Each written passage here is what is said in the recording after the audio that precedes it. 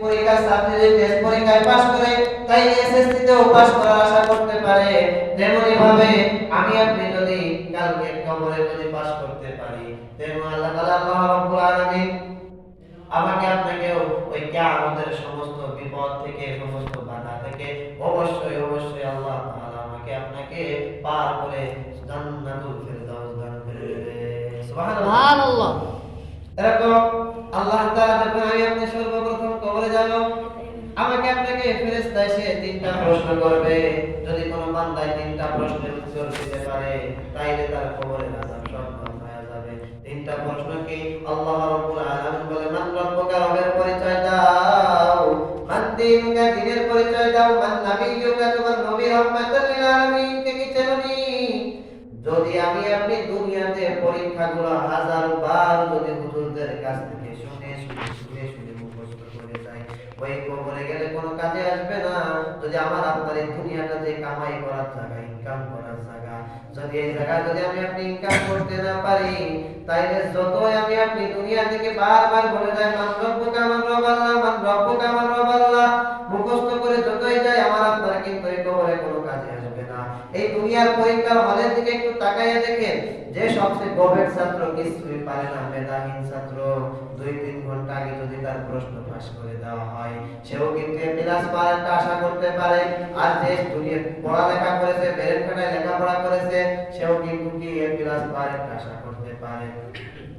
আবার আরেকটা আছে নকল, যদি নকল নিয়ে চলে যায়, সেও কিন্তু কি পরীক্ষায় A+ পাওয়ার আশা করতে পারে। কিন্তু কবর এমন একটা পরীক্ষার জায়গা, ওই জায়গা আমার আপনার কোনো নকল কাজে আসবে না, আমার আপনার কোনো লেখাপড়ার মেধা কাজে আসবে না, আমার আপনার কোনো মুখস্থ কাজে আসবে না। ওই কবরে শুধু কাজে আসবে আমার আপনার আমল। আমি আপনি যদি আমল করে যেতে পারি ওই কবরে, তাইলে আমার আপনার যখন ফেরেশতা এসে বলে মান রব্বুকা, আমি যদি আল্লাহ তাআলার সব হুকুম মেনে যেতে পারি, আল্লাহ তাআলা যে হুকুম দিয়েছে আমাকে আপনাকে 5 ওয়াক্ত নামাজের হুকুম দিয়েছে, আমি আপনি যদি আল্লাহ তাআলার সেই নিয়মতান্ত্রিক ভাবে যদি 5 ওয়াক্ত নামাজ আদায় করতে পারি, ঈমান অর্জনে যদি কবরে যাইতে পারি, যখন বলবে মান রব্বুকা, তোমার রবের পরিচয় দাও, তখন আমি আপনি সঙ্গে সঙ্গে বলবো আমার রব আল্লাহ। আমার আল্লাহ তাআলার কাছে শুনি নাই আমার রবকে। আমাদের রবকে আল্লাহ। আমরা এখানে প্রশ্নের উত্তর দিচ্ছি, যদি আমাদের আমলের খাতায় যদি শূন্য থাকে, কিয়ামতের কবরের ময়দানে আমি আপনি কিন্তু কোনো প্রশ্নের উত্তর দিতে পারবো না। সেজন্য আল্লাহ তাআলা যদি ওই তিনটে প্রশ্নের উত্তর আল্লাহর তরফ থেকে হয়ে যাবে, যদি আমি আপনি আল্লাহ তাআলা যে হুকুম দিয়েছে 5 ওয়াক্ত নামাজ, আল্লাহ তাআলা হুকুম দিয়েছে হারাম থেকে বেঁচে থাকো, হালাল খাও, এইগুলো যদি মেনে চলতে পারি, তাইলে আমার আপনার এই কবরের প্রশ্ন একদম সহজ হয়ে যাবে।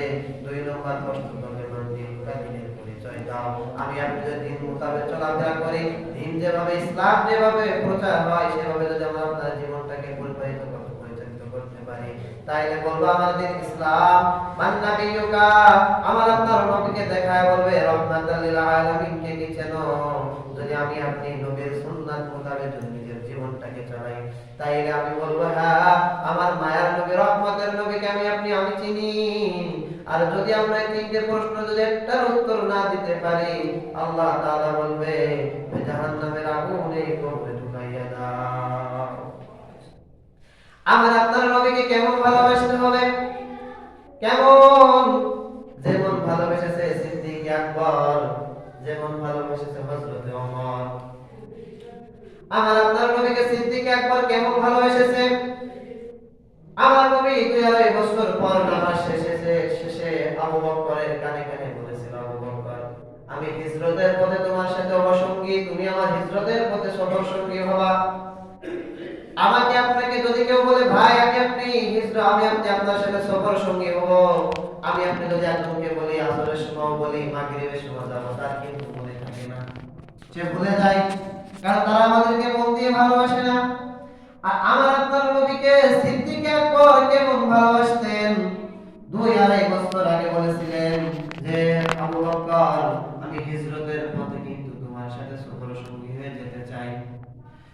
2.5 বছর পর যখন আমার নবী অন্ধকার রাত হিজরতের জন্য রওনা হলেন, কাফের মুশরিকরা আমার নবীকে ঘেরাও করে ফেলেছে, মারার জন্য তারা ঘর ঘেরাও করে ফেলেছে। হযরত আলী রাদিয়াল্লাহু তাআলা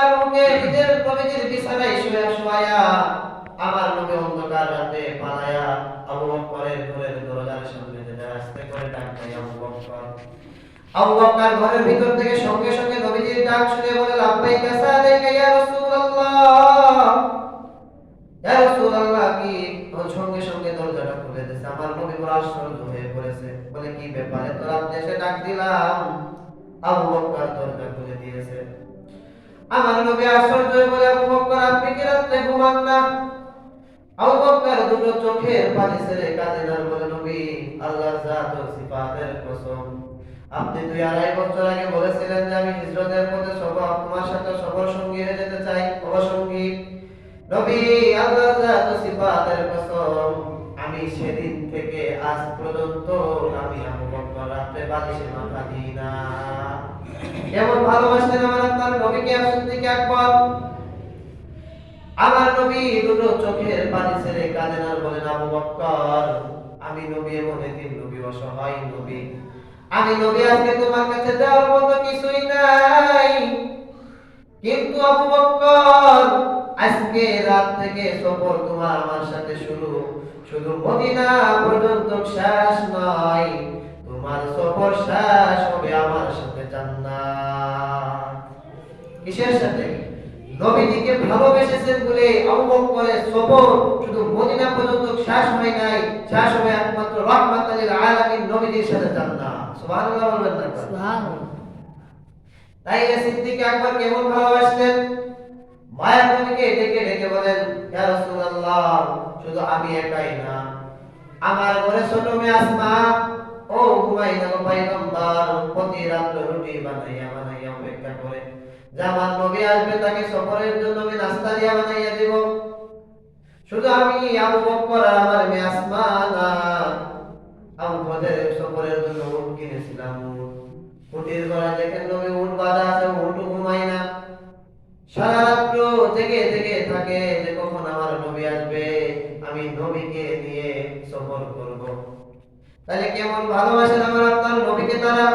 আর আমি আপনি নবীর উম্মত, আখির জামানার নবীর উম্মত হয়ে কতটুকু আমি আপনি নবীজিকে ভালোবাসলাম। এখন যদি বলি ভাই কে কে আমরা আপনি নবীকে ভালোবাসি, আলহামদুলিল্লাহ সবাই আপনার নবীজিকে ভালোবাসি, কিন্তু আমার আপনার চাল চলাফেরায় নবীজির প্রেম পাওয়া যায় না। কারণ যে যাকে ভালোবাসে সে তার অনুগত করে। আর আমি আপনি যদি আল্লাহকে ভালোবাসতে যাই তাইলে সর্বপ্রথম ভালোবাসতে আমার নবীজিকে ভালোবাসতে হবে।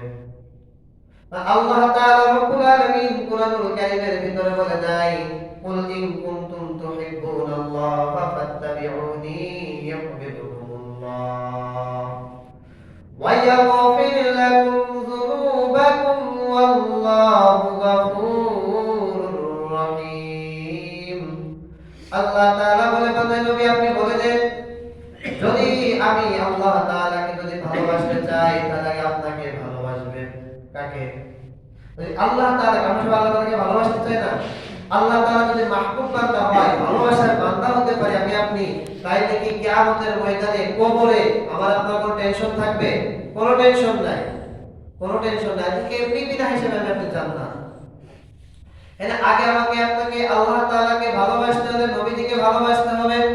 কারণ আমরা এমন একজন নবীর উম্মত, সমস্ত পয়গম্বর আল্লাহকে ভালোবাসার জন্য চেষ্টা করেছে, আর আমার আপনার নবীকে ভালোবাসার জন্য আল্লাহ চেষ্টা করেছে। সমস্ত নবীজিকে, সমস্ত নবী আল্লাহকে ভালোবাসে, আর আল্লাহ আমার আপনার নবীকে ভালোবাসে। আমরা কোন নবীর উম্মত তাহলে একটু ভেবে দেখেছেন? আর সমস্ত নবীকে আল্লাহ তাআলা ইব্রাহিম নবীকে ইব্রাহিম, আদম সফিউল্লাহ, আদম নবীকে আদম সফিউল্লাহ বলে ডাকে, ইব্রাহিম নবীকে ইব্রাহিম খলিলুল্লাহ বলে ডাকে, মুসা নবীকে মুসা কালিমুল্লাহ বলে ডাকে। কিন্তু আমরা এমন একটা নবীর উম্মত, সেই নবীকে আল্লাহ তাআলা হাবিবুল্লাহ বলে ডাকে, আমার দোস্ত, আল্লাহ তাআলার দোস্ত বলে ডাকে, ডাক দেয়। আমরা এমন একজন নবীর উম্মত, আর এই নবীকে আমি আপনি যদি ভালোবাসতে পারি তাইলে কাল কিয়ামতের ময়দানে আমার নবী বলেন মান আহাব্বা সুন্নতি ফাকাদ আহাব্বানি ওয়া মান আহাব্বানি কানা মাই ফিল জান্নাহ। আমার নবী বলেন যদি আমাকে কেউ ভালোবাসে, আমার কেউ অনুগত করে, আমার কেউ অনুসরণ করে, তাহলে কাল কিয়ামতের ময়দানে আমি নবী তাকে জান্নাতে না নিয়ে জান্নাতে প্রবেশ করব না। সুবহানাল্লাহ। আমার আপনার নবী সুসংবাদ দিয়ে দিয়েছেন যদি কেউ নবীজিকে ভালোবাসেন, নবীজির অনুগত্য অনুসরণ অনুকরণ যদি কেউ করেন, তাইলে নবী বলেছেন যে তাকে জান্নাতে না নিয়ে আমি নবী জান্নাতে প্রবেশ করব না। তাইলে আমি আপনি নবীজিকে বললাম নবীজিকে ভালোবাসি, কিন্তু কেমন ভালোবাসলাম? নবী বলেছে টুপি মাথায় দাও, আমি আপনি টুপি মাথায় দিলাম না। নবী বলল মুখে দাড়ি রাখো, আমি আপনি মুখে দাড়ি রাখলাম না। নবী বলে লম্বা জামা গায়ে দাও, আমি আপনি লম্বা জামা গায়ে দিলাম না। নবী বলে 5 ওয়াক্ত নামাজ পড়ো জামাতের সহিত, আমি আপনি পড়লাম না। তাইলে আমি আপনি কেমনে নবীজিকে ভালোবাসলাম? নবীর মৃত্যুর আগ পর্যন্ত শুধু নবী বারবার বলেছেন যে নামাজ কায়েম করো, জামাতের সহিত নামাজ পড়ো। আমার আপনার নবী বেহুশ হয়ে গেছে, কত নামাজের প্রতি গুরুত্ব।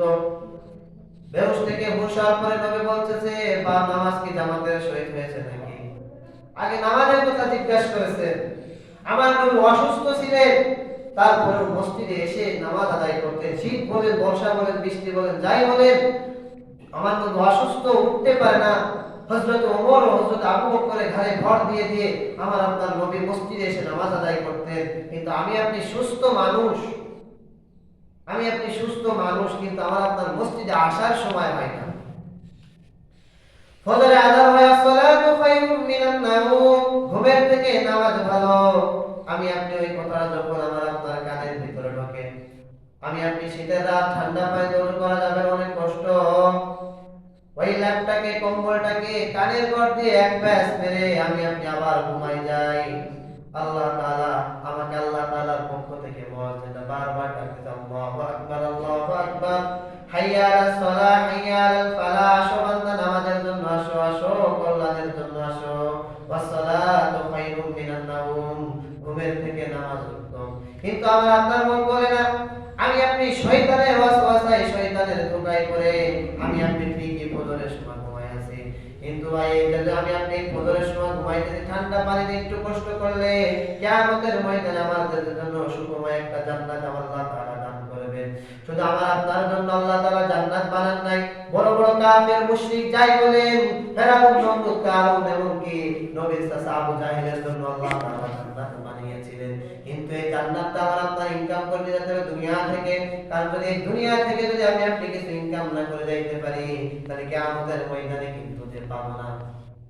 সেটা যখন ফজরের আযান হবে, আমি আপনি লাখটাকে টান মেরে যে খাঁটি মুমিন, আল্লাহ তাআলার মাহবুব বান্দা, নবীর খাঁটি উম্মত, সে যখন ফজরের আযানের ধ্বনি শুনে সে কখনো ঘুমাই থাকতে পারে না। সঙ্গে সঙ্গে লাখটা ছেড়ে দিয়ে ঠান্ডা পানিতে ওযু করে যাই নামাজের পর্দায় নামাজ পড়িয়া, 2 রাকাত নামাজ পড়ি, আল্লাহ তাআলার দরবারে দুটো হাত তুলে কাঁদে না বলেন, আল্লাহ তোমার হারানো বান্দা তোমার দরজায় হাজির, আমার জিন্দেগীর সমস্ত গুনাহগাতাগুলিকে maaf করে দাও। আমার আল্লাহ বলে, বান্দা তুই এসে maaf চাইছিস, maaf চাও বান্দা তোর কাজ, আর maaf করা কাজ কার? কথা বলে, maaf চাওয়ার কাজ কার? maaf চাবে কে? maaf চাওয়ার দায়িত্ব আল্লাহ তাআলা আমার আপনার উপরে দিয়ে দিয়েছেন। কিন্তু আল্লাহ তাআলা বলেছে, বান্দা maaf চাবা তোমরা, আর maaf করব আমি আল্লাহ। আল্লাহ তাআলার কাছে যখন শয়তান ওয়াদা নিয়ে এসেছিল, আয় আল্লাহ তুমি তো আমাকে জান্নাত থেকে তাড়াই দিতেছো, আমি তোমার একটা আদম সন্তানকেও আমি জান্নাতে যাইতে দিব না। আল্লাহ তাআলার কাছে কয়টা জিনিস চেয়েছিল শয়তান? বলেছিল, আল্লাহ এই দুনিয়াতে পৃথিবীর এমন কোন জায়গা নাই যে ইবলিস সেজদা দেয় নাই। আল্লাহ তাআলা অনেক খাঁটি একটা ভালো একজন মানুষ ছিল, বান্দা ছিল, ফেরেশতা ছিলেন, কিন্তু আল্লাহ তাআলার সাথে বেয়াদবি করার জন্য সে জান্নাত থেকে বের হয়ে গেছে একটা কারণে। যখন আমার আপনাদের আদি পিতা হযরত আদম আলাইহিস সালামকে সৃষ্টি করে বলে আদমকে সিজদা করো, ইবলিস অহংকার দেখাই বলেছিল আমি আগুনের তৈরি মাটির তৈরিকে কেমনে সিজদা করি। সেদিন অহংকার দেখানোর কারণে আল্লাহ তাআলা যখন জান্নাত থেকে তাড়ায় যায়, ইবলিস বলে যে আমি তো তোমার ইবাদত করেছি, বিনিময়ে আমাকে কিছু দিবা না? তা আল্লাহ বলে, তুই যা চাবি চা, আমি দিলে তো তুই মনে করবি তোকে কম দিয়েছি।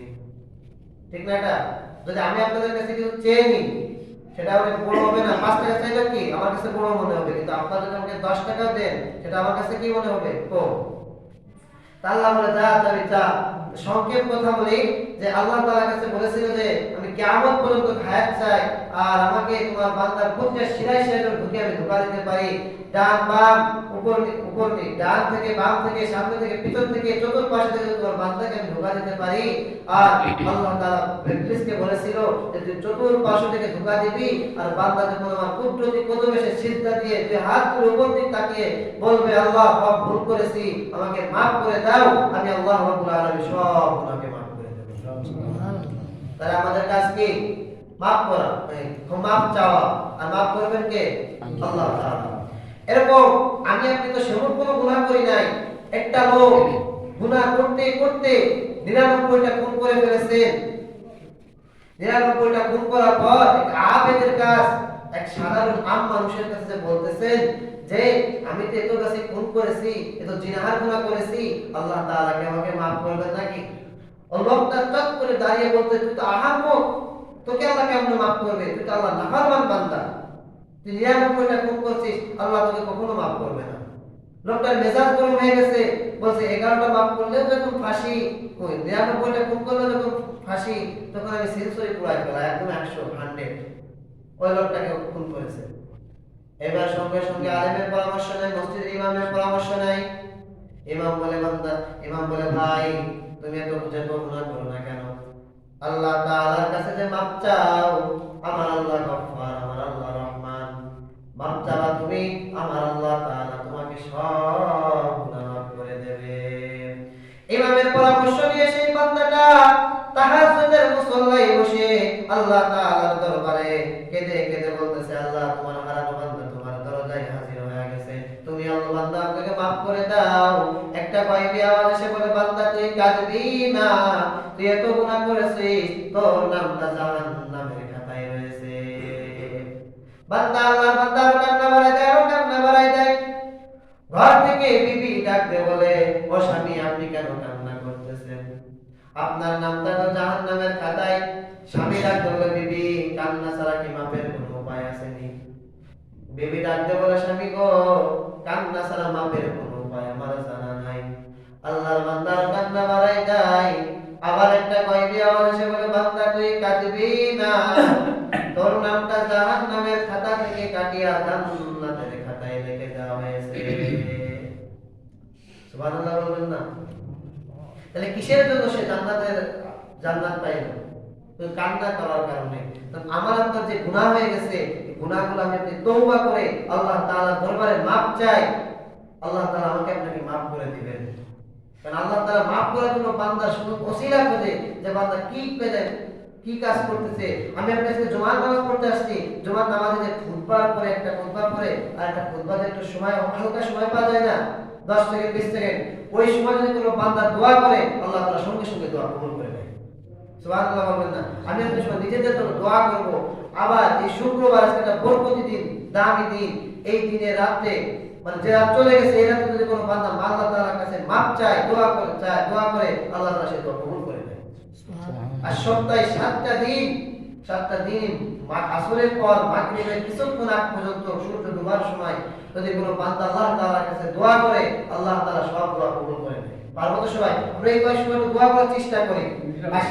শেষ রাত তাহাজ্জুদের সময় তাহাজ্জুদের নামাজ পড়ে আল্লাহ তাআলার কাছে চাইবেন। কারণ মানুষের কাছে চাইলে মানুষ বেজার হয়, আর আল্লাহ তাআলার কাছে না চাইলে আল্লাহ তাআলা বেজার হয়। পারবো তো সবাই? চাওয়ার চেষ্টা করতে পারবো তো সবাই ইনশাআল্লাহ। আল্লাহ তাআলা সবাইকে কবুল করে দিন বলেন আমিন।